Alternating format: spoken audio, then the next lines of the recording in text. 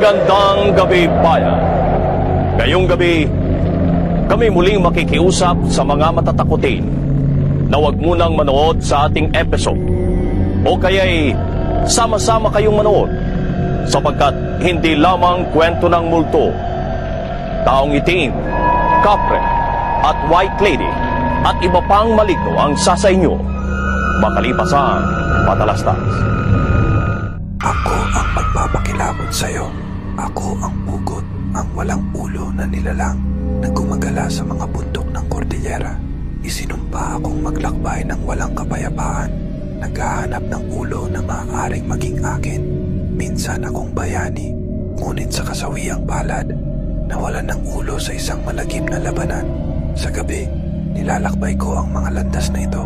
Hinahabol ang sinumang maglakas loob na hamunin ang aking ruta.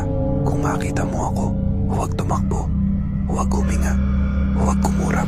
Ako ang bugod, walang ulo, ngunit hindi nakakalimutan. Mag-ingat ka sa iyong paglalakbay. Ako ang magpapakilabot sa'yo. Narinig mo na ba ang kwento ni Maria?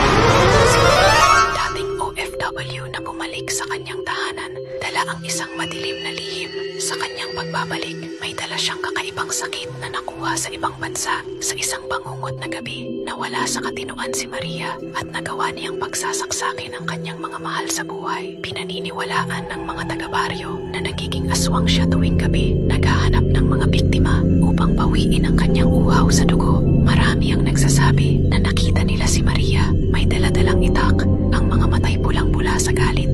Si Maria Labo, ang bangungot na di matapos-tapos. Mag-ingat ka. Ako ang dahilan kung bakit mo kailangan mag-ingat sa mga liblib na lugar sa Pilipinas. Sa mga liblib na lugar sa Pilipinas, may isang nilalang na nagpapanggap na sanggol. Ako ang tiyanak. Kapag narinig mo ang iyak ng sanggol sa gitna ng gabi, huwag kang lalapit. Ang tiyanak ay nag-aanyong sanggol upang akitin ang mga biktima. Kapag malapit ka na, magbabago ako sa aking tunay na anyo at aatakihin kita. Ang tanging proteksyon laban sa akin ay ang bawang, asin, at ang pananampalataya. Sa mga liblib na lugar, palaging mag-ingat. Baka ang naririnig mong iyak ay ako, ang tiyanak. Kung nais mong makinig ng higit pang mga nakakatakot na kwento, mag-subscribe sa Takot Kwento